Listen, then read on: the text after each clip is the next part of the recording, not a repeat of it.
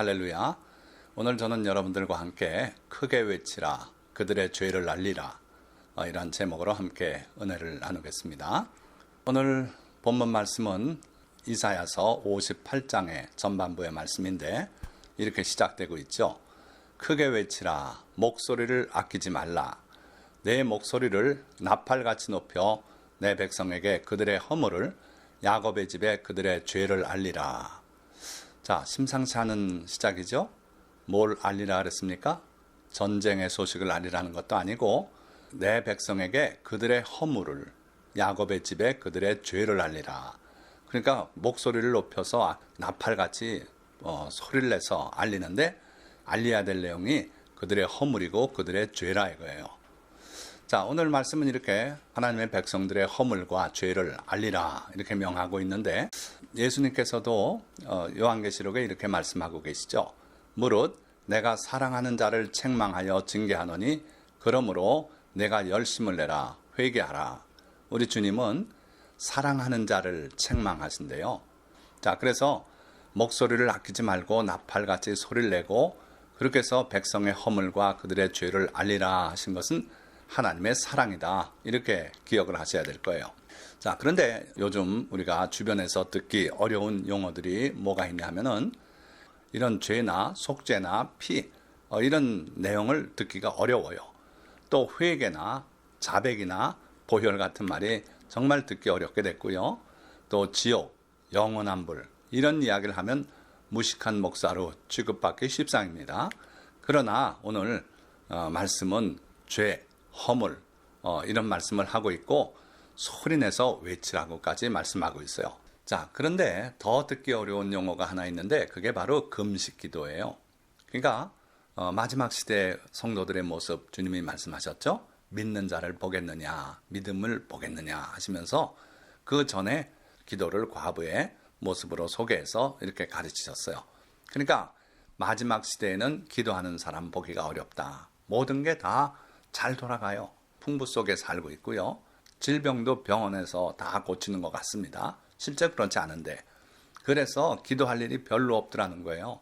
그러니까 자기 힘으로 살아가고 형식적인 믿음을 가지고 살아가는데 그러니까 기도를 잘 안 하죠. 거기다가 금식하면서 기도하는 모습은 참 보기 어렵다는 거예요. 간헐적 금식이 다이어트에 좋다 해서 일부러 일주일에 한두 끼씩 단식하는 그런 모습은 있어도요.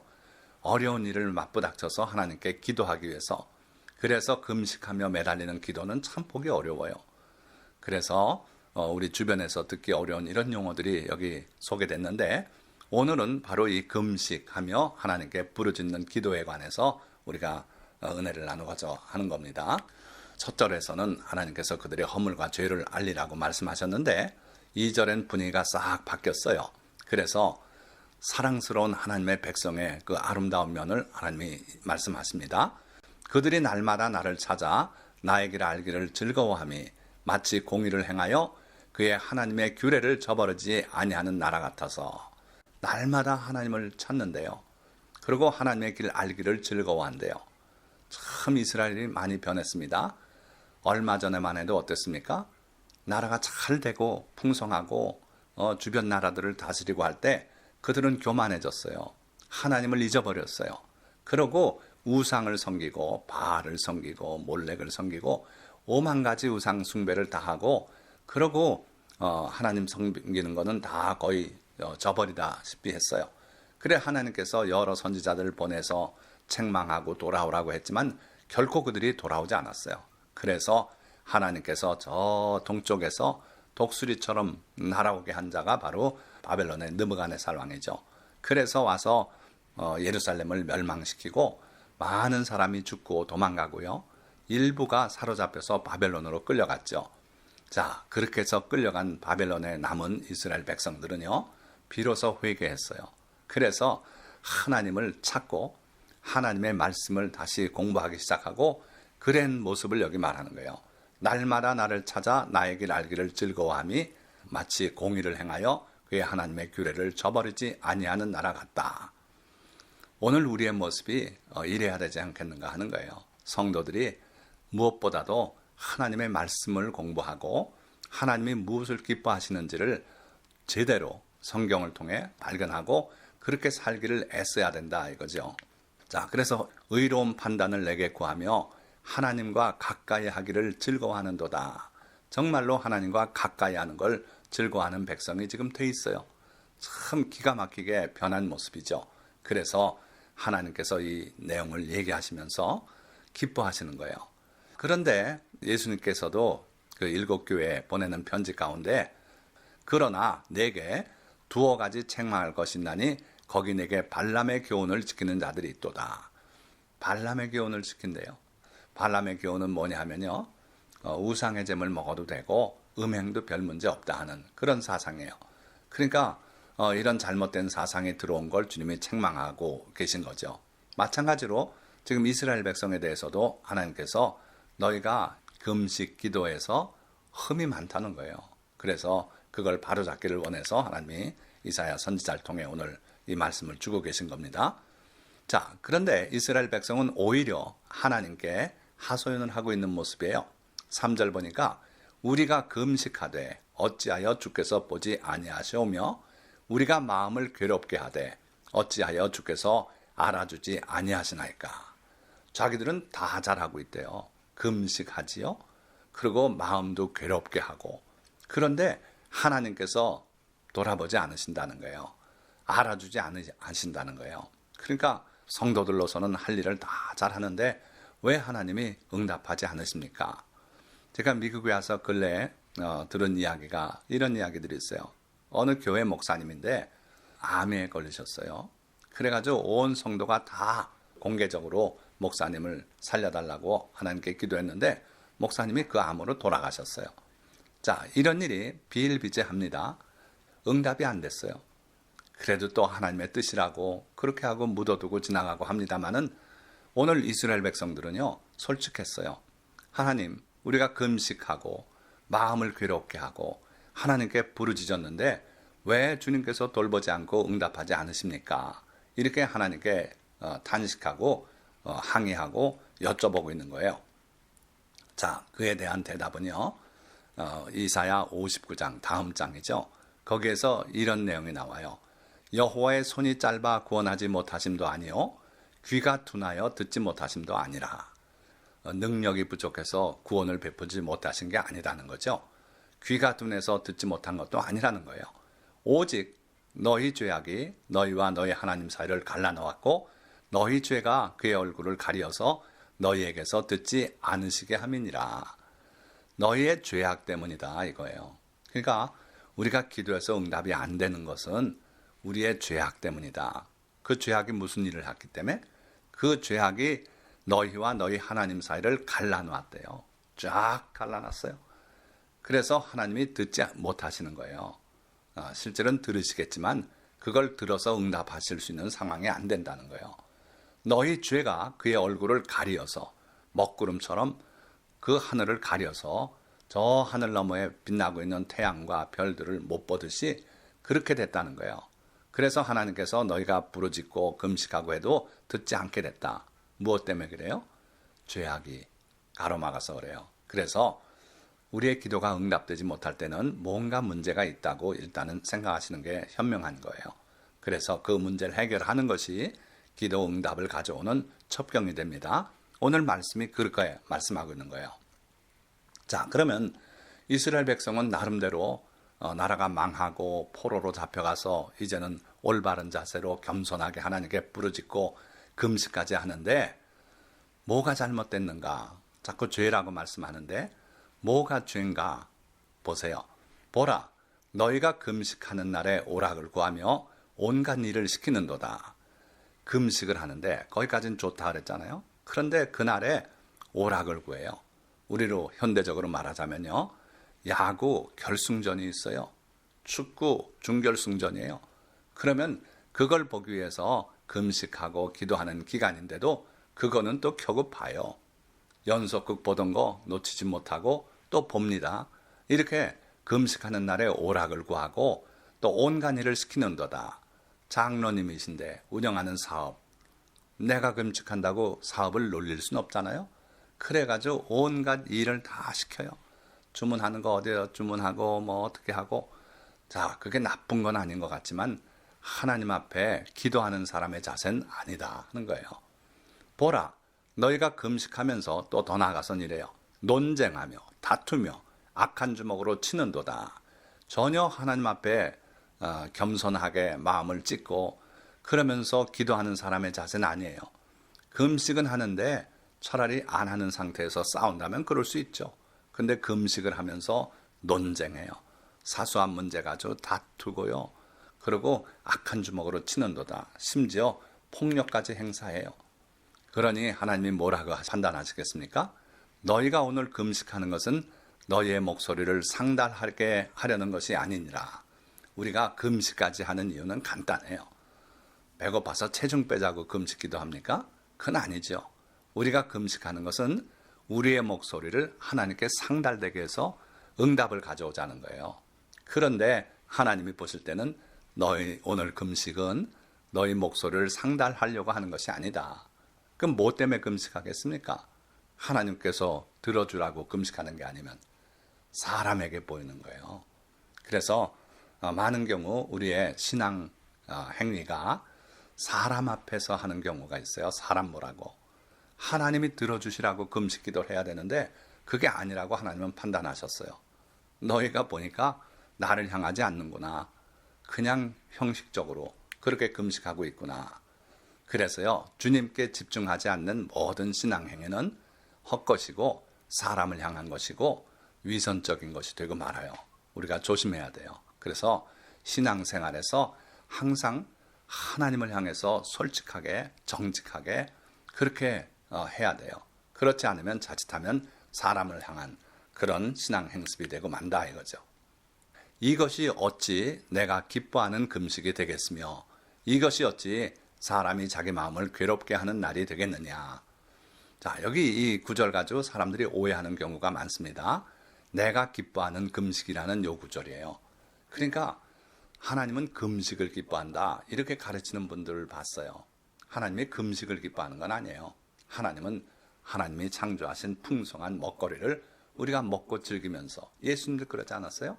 그 주변의 사람들이 볼 때 예수님의 모습은 먹기를 탐하고 포도주를 즐기는 자들이라고 그렇게 말했어요. 예수님은 어디 가서나 그 예수님을 위해서 준비한 풍성한 식사를 감사하고 아주 맛있게 드셨어요. 그래서 사람들이 볼 때 먹기를 탐하는 자다, 포도주를 즐기는 자다 그렇게 했어요. 그러니까 하나님은 우리가 그냥 굶는 거를 기뻐하시는 게 아니에요. 그런데 많은 사람이 하나님은 금식을 기뻐한다, 금식을 기뻐하는 게 아닙니다. 금식하면서 하나님을 향하고 하나님께 부르짖고 하나님께 매달리는 그걸 보시고 하나님께서 위기구나 하고 우리를 구하러 오시는 거예요. 금식을 기뻐하는 건 아니에요. 자, 그러시면서 인간의 그 행습을 아주 노골적으로 잘 보여주고 계세요. 머리를 갈대같이 숙이고 굵은 배와 재를 펴는 것을 어찌 금식이라 하겠으며 여호와께 연락될 날이라 하겠느냐. 무슨 말씀이냐면요, 바람이 불면 갈대가 평상시에도 무거워져서 이렇게 좀 수그립니다마는 더 수그리죠, 이렇게. 그러니까 굉장히 여러 날 금식해서 기운이 없는 것처럼 허리를 푹 수그리고, 그리고 또 복장도 굵은 베옷을 입고 있어요. 사람 돌아가셨을 때 입는 그런 옷이죠. 슬프다 이겁니다. 그리고 재를 펴고 거기에 앉아 있어요.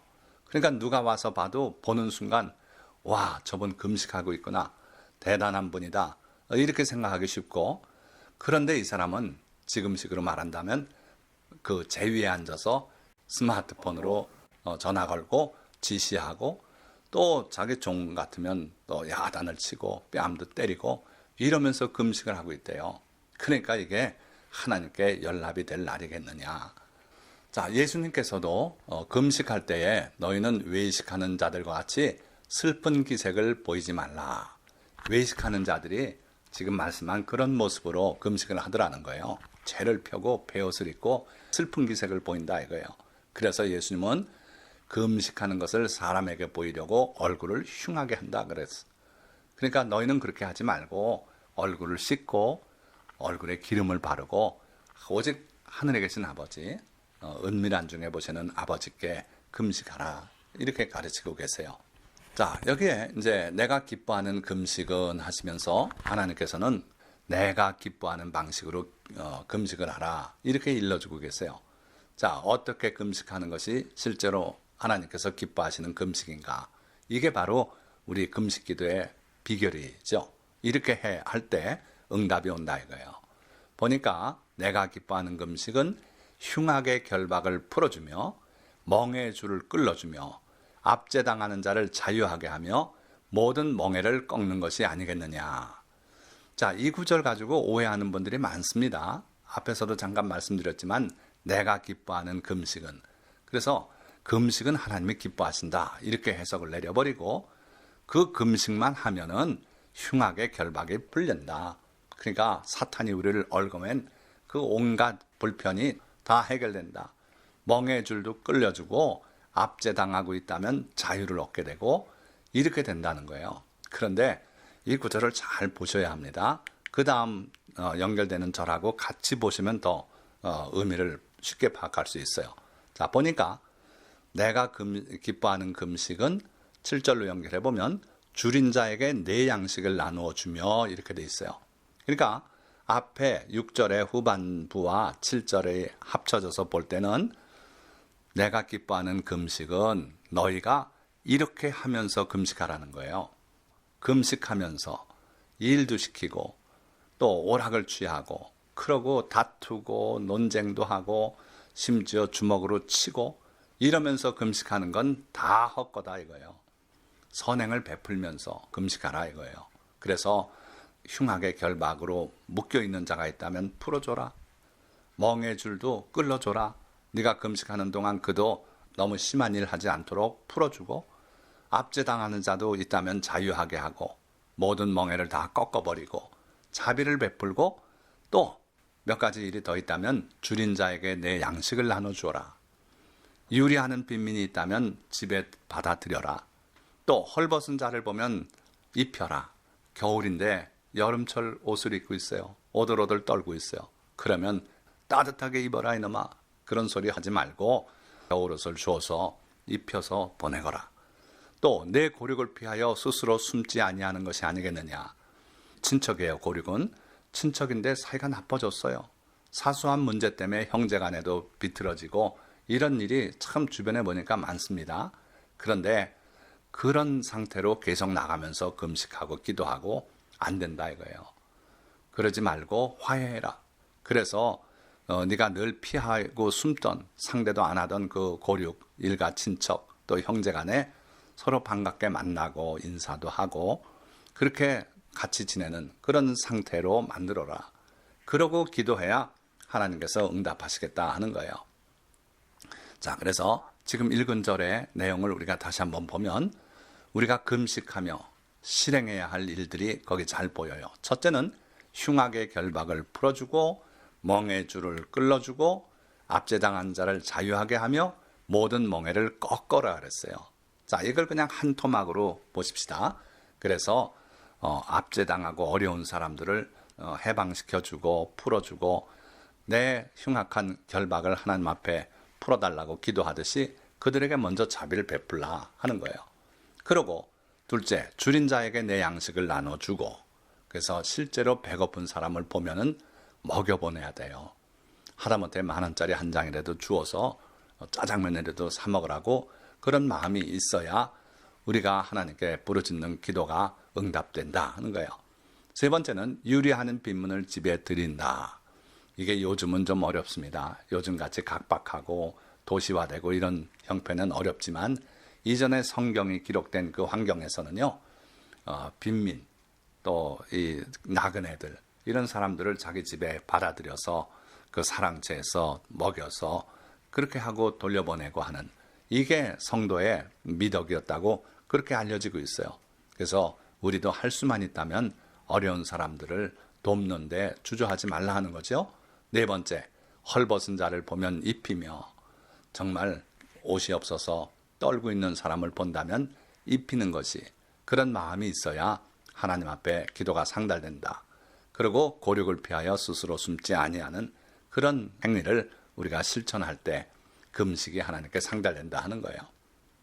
여기서 우리가 잠깐 죄에 대해서 아까 처음 서두에 말씀드렸죠. 요즘은 죄에 대해서 정말 듣기가 어려운데 죄에 관해서 간단히 말씀드리고 나머지 말씀을 드리고자 합니다.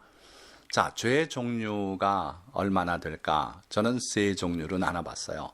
첫째는 금지된 악행을 저지르는 죄예요. 그게 죄죠, 당연히. 하나님께서 살인하지 말라 그러셨어요. 살인했습니다. 그러면 죄예요. 말할 거 없어요.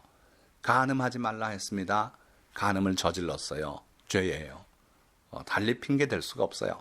아무리 세상이 바뀌고 예수님이 십자가에 달려 돌아가셔서 율법은 폐지됐고 그런 소리 하지 말라 그랬어요. 금지된 악행, 하나님이 금하신 악행을 저지르면 죄입니다.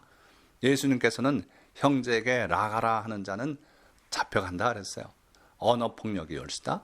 그러니까 언어폭력도 다른 죄와 마찬가지예요. 행위의 죄입니다. 또 절도가 죄예요. 하나님께서는 도적질하지 말라 그랬어요. 그런데 사람의 것을 도둑질하면 절도인 줄 아는데 하나님의 것을 도둑질하면서는 절도라고 생각 안 하는 사람들이 있어요. 하나님께서 온 우주 만물의 주인이시고 우리 삶의 바탕인 땅의 주인 아니십니까? 그래서 온 땅이 다 내 것이다. 그러니까 너희는 거기서 살면서 하나님을 하나님으로 인정하고 이 땅이 하나님 것입니다를 인정해서 그 중에 수확의 10분의 1을 하나님께 떼어서 11조로 하나님 것이 되게 하라는 거예요. 자, 그런데 그걸 안 드리는 것은 하나님의 것을 도적질하는 것이라고 말라기 선지자를 통해 말씀하셨어요. 자, 이런 것들 일부 예입니다마는 금지된 악행을 저지르는 게 죄다. 두 번째는 마음속에 품은 더러운 생각들이 또한 죄예요. 악하고 더러운 생각들, 탐욕이 있습니다. 삼가 모든 탐심을 물리치라 주님이 말씀하셨어요. 그런데 탐욕이 속에 들끓어요. 그래서 뭐든지 자기 걸로 취해야 속이 풀리는 사람들이 있습니다. 이거 죄입니다. 회개해야 됩니다. 또 여인을 보고 음욕을 품는 자마다 이미 간음하였느니라고 주님 선언하셨어요. 내 오른 눈이 너를 범죄하게 하면 빼버리라고도 말씀했습니다. 그러니까 이런 속에 품고 있는 음욕, 이거 역시 죄다. 그러니까 마음에 품고 있는 악한 생각, 더러운 생각이 죄다. 교만도 그렇습니다. 미움도 그렇습니다. 남을 멸시하는 자만도 또 그렇습니다. 이 모든 것들이 마음의 죄예요. 세 번째는 마땅히 해야 할 일을 하지 않은 죄가 또 있어요. 이건 뭘 저질러서 죄가 아닙니다. 마음속에 뭘 품고 있어서 죄가 아닙니다. 해야 하는데 하지 않은 거예요. 자, 야고보 사도는 이렇게 말해요. 그러므로 사람이 선을 행할 줄 알고도 행하지 아니하면 죄니라. 정확하게 말씀하고 있어요. 이것을 해야 옳다. 사람이 교통사고가 나서 피를 흘리고 거기에 쓰러져 있으면 달려가서 어떻게든 지혈을 하고 그를 위해서 할 수 있는 일을 하고 신고하고 이게 선한 일인 줄 알고 마땅히 해야 되는 일인 줄 누구나 알아요. 그런데도 그 상황 속에 우리가 빠졌을 때 누가 다른 사람이 신고하겠지 하고 빨리 가버리는 이런 일이 있어요. 예수님의 비유 말씀 중에 강도 만난 사람의 이야기가 바로 그거예요. 그럴 때 우리가 어떻게 해야 할 줄 양심적으로 알고 있어요. 그런데 하지는 않았어요. 그럼 그게 죄다 이거예요. 그러니까 죄는 세 종류가 있다. 범한 죄, 마음에 품은 죄, 그리고 하지 않은 죄. 그래서 오늘 성경은 하지 않은 죄를 우리에게 말씀하고 있어요. 그래서 우리가 이걸 꼭 기억하고 해야 될 일을 우리가 피하지 말고 하시길 바랍니다. 자, 그래서 하나님 앞에 우리가 올바른 금식을 했다면 어떠한 결과가 올까요?